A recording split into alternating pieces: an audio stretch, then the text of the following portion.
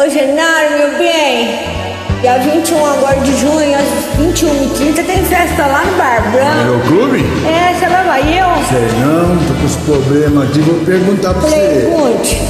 O que você foi fazer no Mato Maria Chiquinha? Chegou pra festa do Bar Branco. Você foi fazer no mato. Eu precisava cortar lenha, Genaro, meu bem.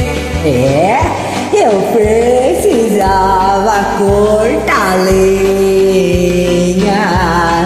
Eu vou pro Bardão. Quem é que tava lá com você, Maria Chiquinha?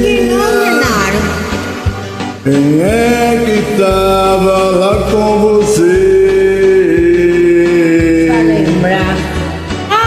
Lembrei, era a filha de Sadona, Genaro, meu bem. Era assim, era a filha de Sadona. Vou levar ela também lá pra festa do Bar Brahma. Eu nunca vi mulher de culote, Maria Chiquinha. Assim, nunca viu. Eu nunca vi mulher de culote. Mas ela tá no culote não, Renato. Era a saia dela amarrada nas pernas, Genaro, meu bem,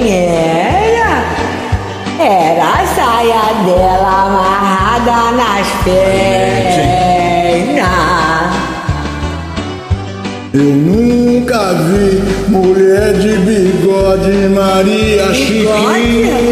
Bigode não, Renato. Eu nunca vi mulher de bigode. Ela tava comendo jamelão, Genaro, meu bem. Essa mulher tá louco, senhor? Ela tava quer ir pro Bar comendo jamelão. Eu quero ir pro Bar Branco, mas você prometeu arrumar meus dentes. No mês de setembro não dá jamelão, Maria Chiquinha. Ah, não, Renato? No mês de setembro não dá jamelão. Sai dessa agora. Já sei, foi uns que deu fora do tempo, Genaro, meu bem. Da força, forte tempo. Foi uns que deu, né? fora do tempo. Era Deus. Era. Ô, Genaro, eu quero na festa do Bar Então Branco, vai Genaro. buscar os que eu quero ver, Maria Chiquinha. Agora, como é que eu faço? Então vai buscar os que eu quero ver.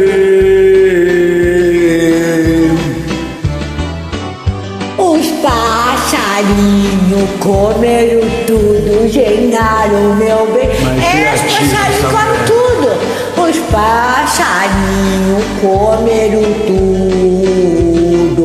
Você vai levar o café do Bar Branco, hein? Então eu vou te cortar a cabeça, Maria Por que, Chiquinha. Genaro? Então eu vou te cortar a cabeça. Explica agora.